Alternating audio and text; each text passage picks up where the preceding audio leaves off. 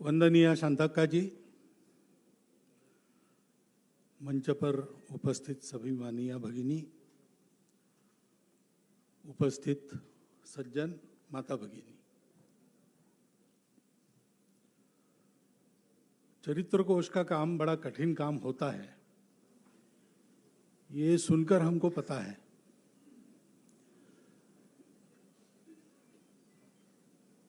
ये केवल प्राचीन समय तक के उदाहरणों का संग्रह, चरित्रों का संग्रह। अब हमारा इतिहास ही इतना प्राचीन है कि किसी भी संग्रह में पूरा का पूरा समेटना असंभव है, लेकिन प्रातिनिधिक रूप से इसमें जो 450-500 चरित्र आए हैं, ये केवल पहला खंड है और सन 2000 तक का संग्रह बाकी है। तो दिन रात परिश्रम करके ये पहला खंड प्रकाशित किया है और आगे और खंड प्रकाशित होने वाले हैं। ऐसा काम हाथ में लेना ये भी एक अभिनंदनीय बात है और इसलिए मैं सभी इस ग्रंथ में लगे हमारे भगिनियों का हृदय से अभिनंदन करता हूं। एक सर्वे का उल्लेख अभी हुआ, वो सर्वे भी केवल हमारे भगिनियों ने किया है, पूरे देश में किया है और भारत की महिलाओं के बारे में उस तरह का ये पहला सर्वेक्षण है और इतना सटीक और सुंदर हुआ है कि भारत सरकार भी उसका उपयोग करती है। ये परिश्रम क्षमता हमारी मातृशक्ति में है।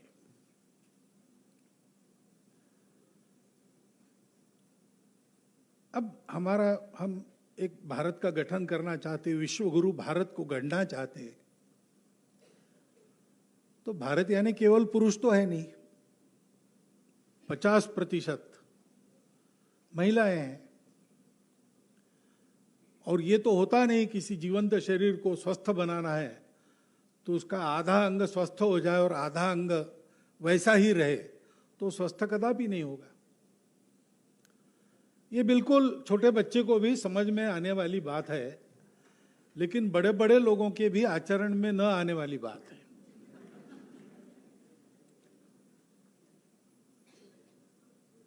होना चाहिए सब लोग कहते हैं, लेकिन ये होगा कैसे? व्यवस्थागत कुछ परिवर्तन चाहिए, वो समय के अनुसार आ रहे हैं। थोड़ी उसकी गति बढ़ाने की आवश्यकता है, आ जाएंगे। 30% आरक्षण करना कि नहीं करना वगैरह विवाद चलते हैं, धीरे धीरे सब होता है, लेकिन मात्र व्यवस्था परिवर्तन से ये बात नहीं होती, क्योंकि कुल मिलाकर देश की जनसंख्या में जो 50% महिला वर्ग है, उसमें परिवर्तन आना चाहिए। और वो इतना विविध प्रकार का है अपने देश में। शहरों में काम करने वाली महिलाएं हैं, ग्रामीण अंचलों में काम करना ही पड़ता है महिलाओं को, महिलाएं हैं, वनवासियों में है।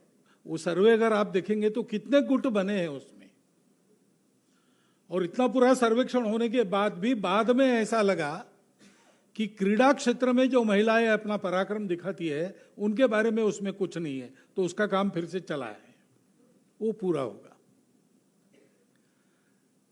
यानी भारत के महिलाओं के स्थिति के बारे में एक सर्वसामान्य विधान करना बहुत कठिन बात है।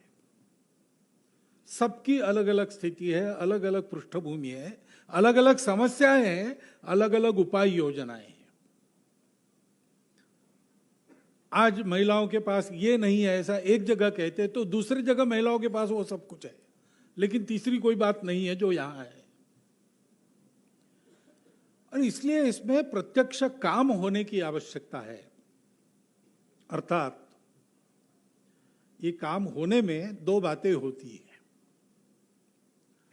एक तो अपने देश में अंग्रेजों ने एक चलन डाला, फैशन डाली कि हमारे पूर्वजों को, हमारे भूतकाल को हमेशा गाली देना, उसमें सब कुछ खराब था। और दुर्भाग्य हमारा यह है कि 1500 वर्षों से, 2000 वर्षों से हम अधपतित हुए, इसलिए तुम्हारा सब कुछ खराब है, इसके उदाहरण आज मिलते हैं। अंग्रेज वो हमारे भूतकाल पर भी चिपकाते हैं, यानी हमारा आज का आचरण हमारे भूतकाल के विपरीत है। अब ये कोर्स देखेंगे, आपको चित्राताई ने इतने सारे उदाहरण बताए, विद्याताई ने भी बहुत कुछ बताया। वो तब था तो आज क्यों नहीं है? प्रचार जो करते हैं अपने देश के विरुद्ध, वो आज के उदाहरण और भूतकाल से उसको जोड़ते हैं। तो पहली बात तो यह समझना आवश्यक है हम लोगों को कि लगभग सभी विषयों में जैसा है वैसा इस विषय में भी जो प्रचलित संवाद है, डिस्कोर्स है, वो एक अधूरे दृष्टि पर चलता है। उसमें विवाद है, पुरुष श्रेष्ठ कि नारी श्रेष्ठ, क्योंकि ये दोनों अलग अलग है। और ये दोनों अलग अलग होने के कारण कोई एक श्रेष्ठ हो सकता है, दोनों श्रेष्ठ नहीं हो सकते, दोनों कनिष्ठ नहीं रह सकते, किसी एक को आगे रहना पड़ेगा। हमारे यहां सबको जोड़ने वाला तत्व हम लोगों ने पाया, तो हमारे संवाद में आधार जिसका है उन बातों में एक पूर्णता है। और इसलिए पहले से हमारे यहां यह श्रेष्ठता का विवाद नहीं है, इन दोनों को साथ ही रहना है। रथ का एक पहिया आगे एक पहिया पीछे ऐसे चलता नहीं, दोनों पहियों को एक साथ रहना पड़ता है, एक अंतर रख के चलना पड़ता है, एक आज से जुड़ना पड़ता है, साथ में घूमना पड़ता है। क्योंकि पुरुष तत्व और महिला तत्व, इनके बिना सृष्टि होती नहीं, दोनों चाहिए, एक से होता नहीं। जहां एक है, ब्रह्म है केवल, वहां ये भेद ही नहीं है। तो वहां भेद ही ना होने के कारण श्रेष्ठता का प्रश्न ही नहीं आता। भगवान महिला है कि पुरुष है, इस पर उधर विवाद होता है। हमारे यहां देवी भी है, देव भी है, और दोनों ब्रह्म रूप है। लेकिन सृष्टि जब अस्तित्व में आती है तो फिर द्वैत से काम चलता है, और वो द्वैत परस्पर विरोधी नहीं होता, वो परस्पर पूरक होता है। ये बात समझकर हम लोगों को जाना चाहिए था, लेकिन हम लोग भी उधर के संवाद में कभी कभी फंस जाते हैं, और फिर सारा जो कुछ गड़बड़ है वो सब अपने पूर्वजों पर थोपते हैं, और जो कुछ अच्छा है वो बाहर से आएगा ऐसी अपेक्षा करते हैं। लेकिन बाहर ये स्थिति है कि अपना ये संवाद गलत था, ये भान उनको आ रहा है, और नारी की पूर्ण स्वतंत्रता, परिवार वगैरह कुछ नहीं, बेकार की बात है, विवाह वगैरह कुछ नहीं, बेकार की बात है, ऐसा कहने वाले वो लोग आज भारत की कुटुंब व्यवस्था का अध्ययन कर रहे हैं। महिला का जो प्राकृतिक गुण है, जो उसके व्यक्तित्व का मूल है वात्सल्य, उसकी पूर्ति हुए बिना उसको जीवन में चैन नहीं आता। इसलिए अपने संवाद को 5 बार बदल के अब वो सही बात पर आ रहे। 50 साल पहले वो जो बोल रहे थे आज हम यहां बोल रहे हैं, और हम हजारों वर्ष पूर्व से जो बोलते आ रहे हैं उसको वो आज बोलना चाह रहे हैं। इसको हमने ध्यान में लेना चाहिए। ये एक बात है। दूसरी बात है कि ये सब बोलने में है लेकिन करने में क्या है, ये हमारा दोष है। हम बोले भी सही, लेकिन हमको करना क्या है? इसमें जिन चरित्रों का वर्णन है, उस समय की सामान्य महिलाओं की ये जो स्थिति देखते हैं हम, तो आज हमारे यहां, हमारे अपने घरों में मातृशक्ति का वो स्थान मान हमने रखा है कि नहीं रखा है? यानी 2 एक्सट्रीम पर हम, एक तो महिला को एकदम हम माता कहते, जगत जननी कहते, नहीं तो एकदम दासी बना के रख देते। बीच में कुछ है, वो हमारी जैसी मनुष्य प्राणी है, उसको एक बराबरी का स्थान चाहिए, उसके कर्तृत्व को अवसर चाहिए। ये वातावरण हमको देना पड़ेगा और हमको अपने घर से शुरू करना पड़ेगा। महिलाओं के उद्धार की बात करने की आवश्यकता नहीं पुरुषों को, क्योंकि पुरुषों के क्षमता के बाहर की बात है महिलाओं का उद्धार। स्वामी विवेकानंद जी को पत्रकार ने पूछा, इंटरव्यू है लंबा, उनके समग्र साहित्य में है, अंतिम प्रश्न पत्रकार ने पूछा, जो शांतका जी ने बताया वो सब बताना हो गया। उसके बाद आखिरी प्रश्न वो है कि फिर आपका भारतीय महिलाओं के लिए क्या मैसेज है? तो विवेकानंद जी तपाक से कहते, मैसेज? मेरा कोई मैसेज नहीं, उनको मैसेज देने की ताकत नहीं, उनको मैसेज पुरुषों ने देने की आवश्यकता नहीं। वो चिद्रूपा है, वो अपना रास्ता जानती है, उसको करने दो। इतने दिनों से तुमने घर में बंद रखा है, इसलिए कुछ बातें जानकारी में नहीं है, उसको प्रबुद्ध बनाओ, उसको सशक्त बनाओ। हमको ये बात ध्यान में रखकर अपने घर से प्रारंभ करते हुए समाज में महिलाओं के साथ व्यवहार करना पड़ेगा। वो है चिद्रूपा है, जगत जननी है, वो जन्म की प्रवृत्ति से अध्यात्म पर चलने वाली है, वो प्रकृति से सबको वत्सलता की दृष्टि से देखने वाली है। ये सब प्रकृति ने उसमें रखा है, उसको खिलने का रास्ता दो, उसको पढ़ाओ, उसको अपना कर्तृत्व दिखाने का अवसर मिलता है तो महिला है इसलिए उसको रोको मत।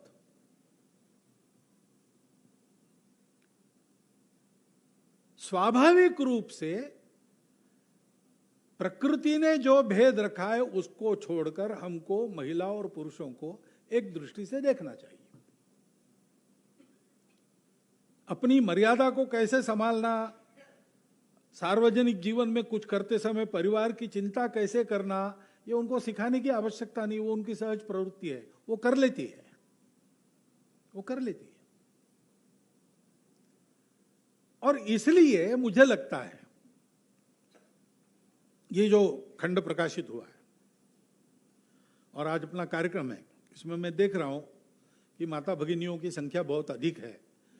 ये अच्छी बात है, लेकिन उनसे भी अधिक पुरुषों की संख्या होनी चाहिए थी।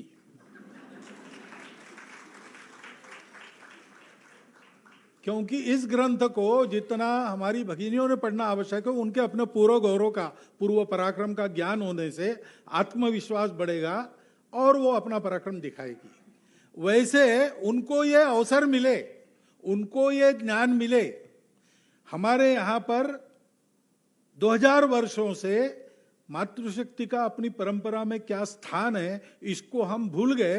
हमको भी वो ज्ञान हो और हमारा व्यवहार उसके अनुरूप हो।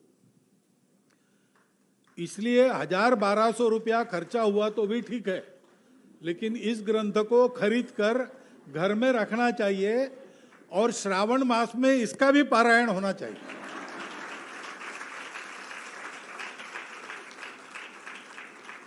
इसकी बहुत आवश्यकता है, इसकी बहुत आवश्यकता है, क्योंकि यह न करने से एक गलत संवाद जो चलता है उस पर चली जाती है मातृशक्ति, और हानि हम सब लोगों की होती है, देश की होती है, परिवारों की होती है। उनको तो बाद में ध्यान में आता है, वो वापस आती है, लेकिन वो वहां जाए ही नहीं। इसलिए अभी से उनका प्रबोधन जो हम सुनाते हैं, पढ़ाते हैं, वैसा उनको अनुभव देना परिवार में, समाज में, सर्वत्र, इसकी बहुत आवश्यकता है। अपने देश में मातृशक्ति का उत्थान, ये विषय पुरुषों के प्रबोधन का ज्यादा है, ऐसा मुझे अनुभव से लगता है। और इसलिए मेरा कहना यह है कि ये बहुत अच्छा काम है कि तब से अब तक एक तरह से कैटलॉगिंग हो रहा है कि वास्तव में कितना मातृशक्ति का बड़ा योगदान है। कहने में तो बात आती है कि जिजाऊ माता नहीं रहती तो शिवाजी महाराज कहाँ से होते, वगैरह वगैरह। बोलने की बात ठीक है, अपने घर में हम ऐसा सोचते हैं कि अपने माता जी के बारे में। बाद में श्रद्धांजलि सभा में वगैरह कभी कभी बोलते हैं हम ऐसा, लेकिन जो माता आज हमारे घर में है, हमारी माता है, उसके साथ हमारा व्यवहार वैसा है क्या? क्योंकि हम वैसा व्यवहार करेंगे तो हमारे बच्चे सीखेंगे कैसा व्यवहार करना। ये परंपरा से चलता है। वो परंपरा कभी खंडित हो गई विभिन्न कारणों से, हमारी आत्मविस्मृति के कारण, लगातार आक्रमणों के ताते चले, उसके कारण जो एक तरह से बिखराव आया समाज की व्यवस्थाओं में, उसके कारण हम भूल गए। ठीक है, वो परिस्थिति थी, हम भूल गए। हमको मजबूरन महिलाओं को पर्दे में रखना पड़ा, विवाह हमारे यहां पर रात को होने लगे। लेकिन अब गए ना वो दिन, अब उस व्यवहार को छोड़कर वापस आना है। हम कब जागेंगे? हमको जागने की आवश्यकता है। और मुझे लगता है कि ऐसी जागृति में इस प्रकार का जो कोश निर्मित का काम है, इसका बहुत महत्व है, क्योंकि ये हमारे लिए साक्ष्य देते हैं कि हमारे पास एक दृष्टि है।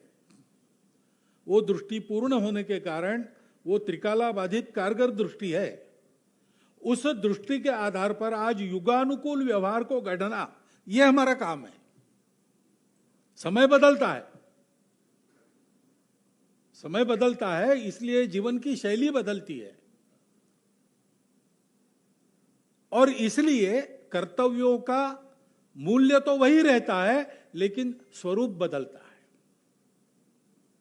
वेश बदलता है, घरों में रहना बदलता है। जंगलों में भी आज लोग सीमेंट के घर बना कर रहते हैं, ऐसा होता है। ये वाहन नहीं थे, इतना बड़ा ज्ञान भंडार नहीं था विज्ञान का, दुनिया इतनी पास में है, कई बातें बदली है, तो व्यवहार का रूप बदलेगा, लेकिन मूल्य तो वही रहेंगे। वो मूल्य क्या है, उसके आधार पर समय समय पर युगानुकूल व्यवहार का रूप कैसा रहा है, इसका अध्ययन इन ग्रंथों से माध्यम से हम कर सकते हैं, और वो हमारे लिए आगे के लिए एक प्रकाशदायी बात हो सकती है। ऐसा कोश हमारे लिए आगे हमको जिस रास्ते पर बढ़ाना है सारे समाज को, उसके लिए एक दीपस्तंभ हो सकता है। और इस दृष्टि से इतना परिश्रम पूर्वक ये जो कार्य संपन्न किया है, उसके लिए मैं फिर एक बार सबका अभिनंदन करता हूं और सबको अनुरोध करता हूं कि थोड़ा इसका अध्ययन कीजिए, और आज के समय क्या करना चाहिए इसके प्रकाश में। पहले तो बहुत समझदार बुद्धि होती थी मनुष्य की, और इसलिए एक ने बताया सबने माना, ऐसा चलता था। आज प्रजातंत्र है, इसलिए अपने परिवार में इसकी चर्चा कीजिए, एक एक कहानी इसकी पढ़िए, सबको पढ़ाइए, बच्चों से लेकर, छोटे बच्चों से लेकर सब लोग साथ में बैठकर पढ़िए, और एक एक कहानी के बोध की चर्चा कीजिए। उसमें से कुछ सहमति बनेगी, उस सहमति के अनुसार अपने परिवार में आचरण और प्रघात परंपरा बनाइए। ये करते हैं तो जो परिवर्तन आता है, बाकी सारी बातें अपने आप होगी। मातृशक्ति का इस स्तर पर उत्थान अगर हो गया, तो सब क्षेत्रों में, व्यवस्था सहित सब बातों में वो परिवर्तन बहुत जल्दी आएगा, बहुत आसानी से आएगा। उसके लिए किसी को समझाना नहीं पड़ेगा, लोग अपने अनुभव से समझे होंगे। और इसलिए मैं मानता हूं कि आज स्वर्गीय मदनलाल धिंगरा जी के होतात्म्य दिन पर, वंदनीय उषाताई जी के पुण्य स्मृति के दिन पर ये कोश प्रकाशित हो रहा है। ये नियति का एक संयोग है। आज का दिन हमारी मातृशक्ति के उत्थान की जागृति का एक, जिसको अंग्रेजी में कहते हैं माइलस्टोन, ऐसा माइलस्टोन बनकर हमारे स्मरण में रहे, और उस माइलस्टोन के दिन हम इस कोश को अपने घर में लाने की व्यवस्था करके और उसको मनाएं। एक प्रार्थना मैं ये रखता हूं और धन्यवाद देता हुआ मेरा निवेदन समाप्त।